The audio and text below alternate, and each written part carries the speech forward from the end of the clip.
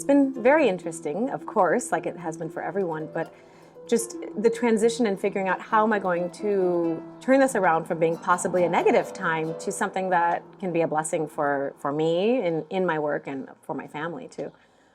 So I immediately contacted all of my students when it turned out that I wouldn't be able to teach them from my home studio anymore. And they all went immediately to Zoom and FaceTime lessons, which was great. So my harp and violin students from 4 years old until about 75, being able to see them still throughout all of this at their weekly times and communicate with them and not be just cut off from them has been amazing.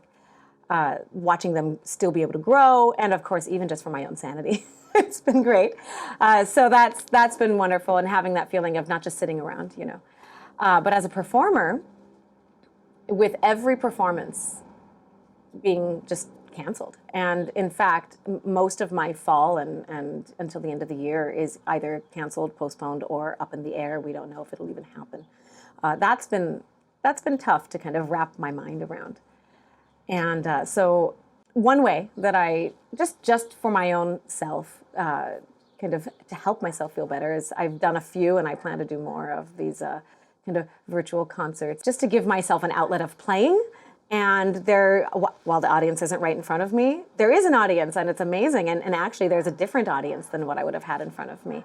So hearing people just comment back and say, "We're listening, thank you for the music, it brightened my day too," and that still getting some of that feeling that you get from a live performance when it's that interaction with the audience and feeling like your music is doing something for them too, which is part of the reason I'm a musician is for reaching other people with the emotions that music can convey. And I definitely plan to do more of those. But one very positive aspect of it has just been the fact that with a lot of these things forcibly taken out of life, I've been able to redirect focus onto some projects that I've just been either moving slowly in or felt like I couldn't even start because I didn't know where would the time come that I could actually start to give the attention to it. So that's really positive.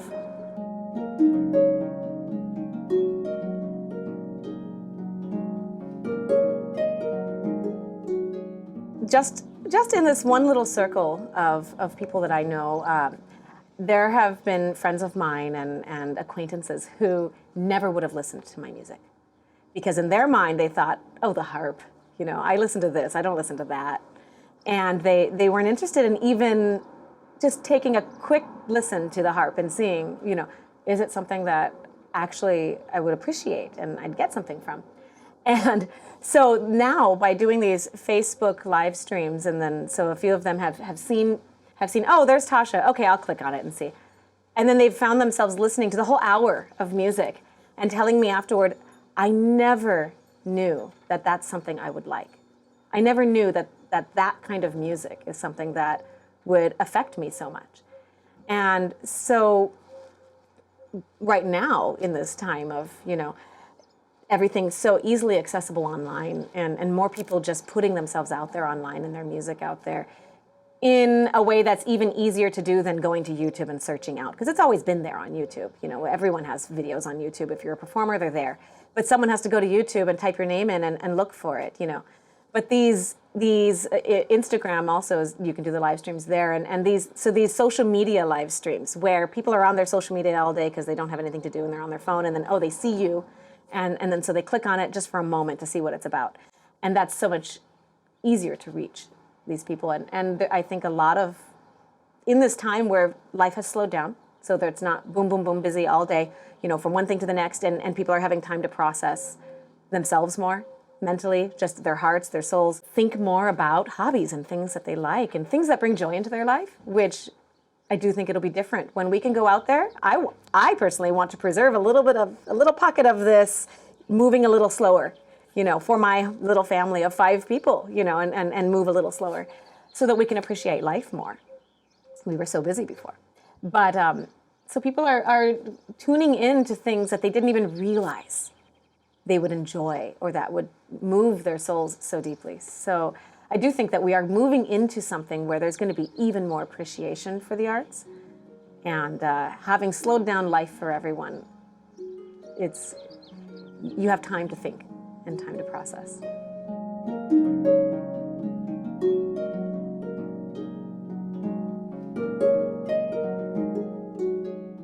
So the harp there's a few stereotypes that it kind of just fits into, and one is the kind of tea time or wedding ceremony harp, which I've done both. I still play lots of weddings, and for many years I played regularly at a tea time. So there's nothing wrong with those things, but that's a one kind of soft, gentle background music, elevator music kind of thing. And then the traditional classical music that you would hear on the harp, and that's kind of the other stereotype, where people see it as one or the other, depending on what they've heard. Of course, there's always those Travelocity commercials where there's the lady playing the harp, she's supposedly touching the strings next to her bathtub, One of my goals is actually to completely break the usual stereotypes of the harp and show people that there's almost an unending variety of sounds that you can make. I mean, it just feels like I'm constantly trying something, because I hear a sound in my mind. I think, how could I make that work? And then somehow I discover something new a new sound I can make on the harp, or a new kind of use of the overtones or of the pedals and the sounds that it can create. And so it's really a versatile instrument that can be played in classical music. You can play jazz. There's harpists playing in rock bands. I mean, there's there's electric harps of many sizes. And so it's just playing musics that are not sticking to the tradition. It started out, all of my training was very strict classical training. That was what you played. That was what I played. And I always felt like, well, I have this desire to do more, but I don't know, somehow I won't be quite as respected as a harpist if I'm not doing this repertoire, or. So when I finished schooling, I felt a little lost. Like I wasn't sure what my identity was as a musician. I didn't quite feel comfortable feeling like I was just repeating what so many other people were doing. And I would learn this really amazing big piece, and I would have all of this anxiety for performing it, because all of these thoughts were going to my head of, well, but this person and this person and this person played it so well, and there's this recording of it, and there's this recording, and there's no way I'm going to live up to that. That was the voice in my head, thinking that, what am I doing? I'm just repeating what all these other people have done, and something's in my head telling me that I'm not going to live up to that because they did so perfectly. Or why do I want to try for that when it doesn't even speak from my heart? So I was just having all these thoughts going through and feeling like I don't know what's going on, as a musician. And then I met someone who suggested that we start a duo, and he, just working with him, and his music's very different from what I had ever really played before. And working with him, though, he kept telling me, just try improvising. Try playing this. And I kept saying, I don't improvise. No, I can't do that. If it's not on the page, I don't know if it's right, And so I really attribute a lot of it to him just kind of pushing me a little bit to try playing different styles of music and doing different things. And over the last, I think about probably 7 years now, I've really, truly found one of two avenues of playing that I love, which is playing jazz and playing, learning to improvise, and not so much learning to improvise, but learning to feel comfortable improvising in front of people. I could always make music, but getting over the fact of, well, it's not on the page, so it's not right, and that kind of formal classical training, to saying, well, this is what I'm hearing, and this is what I'm going to share with you, and letting it be up to the listener whether they like it or not, and getting over that. And the other kind of love that I realized through this journey was playing avant-garde music. And now it's these two styles, these two really, I don't like to say genres because I don't like putting music in boxes, but everyone kind of does. So, playing avant-garde and free improv also, and then playing jazz music and finding more of my identity in these two areas of playing.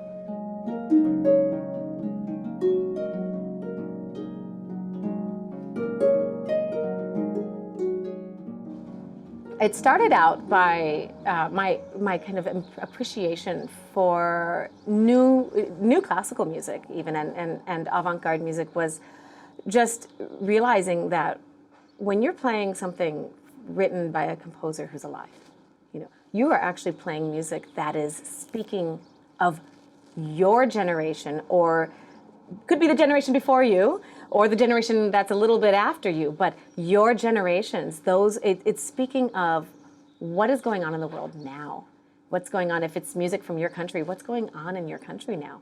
Because whether a composer admits it or not, it's all of their surroundings. It's their life that affects their music, whether they try to or not, That realization really propelled me into wanting to look more into what does it mean to play avant-garde music? What does it mean to play new music?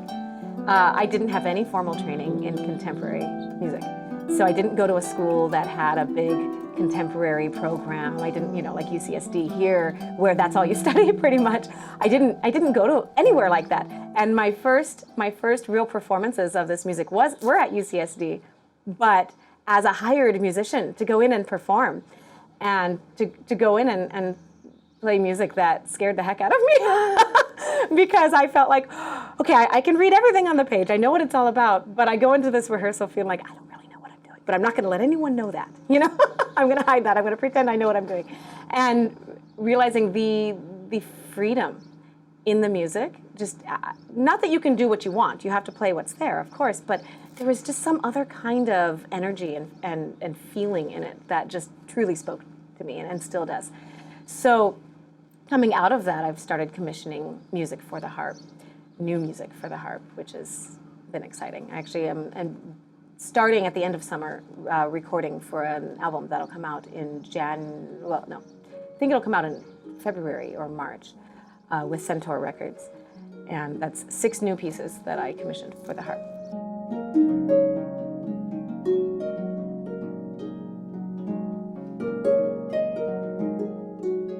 Of course, all of this comes with lots of challenges. The first one was getting used to juggling the balance of, I have 3 children. 2 of them are school age, and now they're having to be homeschooled. But I'm still working from home, and they're making lots of noise, and I'm giving Zoom lessons or FaceTime lessons, and and kind of finding that balance between being able to make sure that my family has what they need now and are taken care of and are learning and doing their schoolwork and all of that, and then being able to continue professionally with what I'm doing and kind of finding, okay, where is that balance? So that was tricky at the beginning. I think I've definitely not mastered it, but I've found time frames of day and all of those things that are working out and helping with that. I guess, and this might sound awful to some people, but I guess there haven't been a lot of negatives for my personal, income-wise. My husband's a plumber, so he's still got work to do. Mine is without the public performances. Of course, that's a huge difference. But we're making do, and we're okay. And I also just tend to see almost everything to the best positive that I possibly can. It's something that's just been me. So it's very hard for me to dig into the really negatives. I'm not much of a complainer, so it's that's a hard one, actually. But yeah, finding that balance. I think it's been more tough to find that with the family than it has been to be professionally. I do really very much miss playing music with other musicians. That interaction in whatever circumstance it is, that's something that just feeds me constantly, and I really miss that. That first gig or that first show that I play where there's another musician there creating sound or even rehearsal, it's gonna be like the party of a lifetime, Just being able to create music with someone also creating it next to you is, I think it's more that I miss than the audience, which might sound, but it's just that because that energy between 2 or 3 or 30 people doesn't matter. That feeling is just incredible, and I think every performing musician would say the same thing, that it's maybe you didn't even realize you'd miss it so much.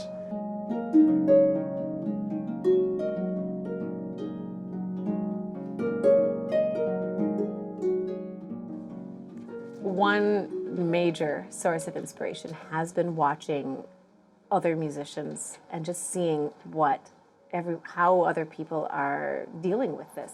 What are they doing to be still creative? To not so much of what are they doing to improve their careers or those things, but how are they being creative? How are they still somehow sharing their music? What are their ways? And I've definitely gotten inspiration. I've definitely kind of stolen ideas. I mean, not stolen their creativity, but said, oh, I think I'm going to do that too, which was like the Facebook live stream. I saw a few other people do that first, and I thought, I could probably do that. And so just watching and talking to other colleagues and even musicians around the world, what they're doing. And because it's slowed down for me, I've been able to just sit down and appreciate and actually listen to other performances and sit down and be able to with my mind not exhausted. So that's been a huge inspiration, is just being able to follow these other musicians and see how other people are being creative.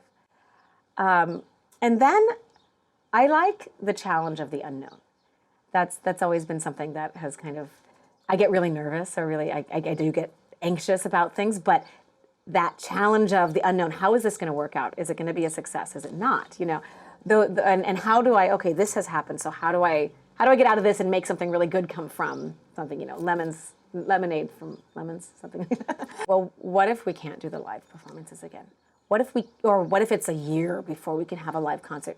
What are things that I can do? And just picking my brain and my own imagination of what can I do to still be sharing music and still be creative and possibly make music with other people before, with the unknown of when my next live performance will be.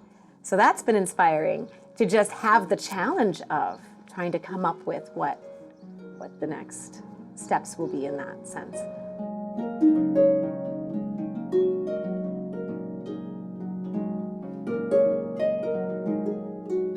So one recommendation I have, just in daily life anyway, is there's always challenges. Just because I speak mostly positive doesn't mean that my life is without challenges either. There's always hardships and challenges and things that are coming at us. But to always be looking around at those things that are beautiful in your life. So if there's a big stressor and you're really stressed out, well, sit down, take a deep breath, and look around at your life, at the beauty in it, because there's always good and there's always beauty also. So we don't have to stay focused on the challenges.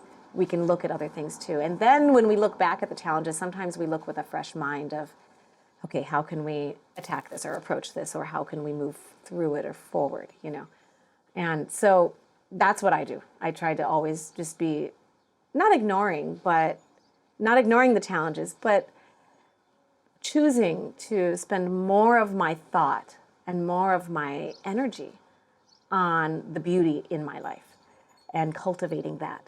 And it's definitely helpful when you're stressed out, or when life gets tough, like right now. This is definitely a stressful and difficult time. And then if you're, right now, particularly in the quarantine time, if you're sitting around bored, don't be bored. Don't complain that you're bored at home.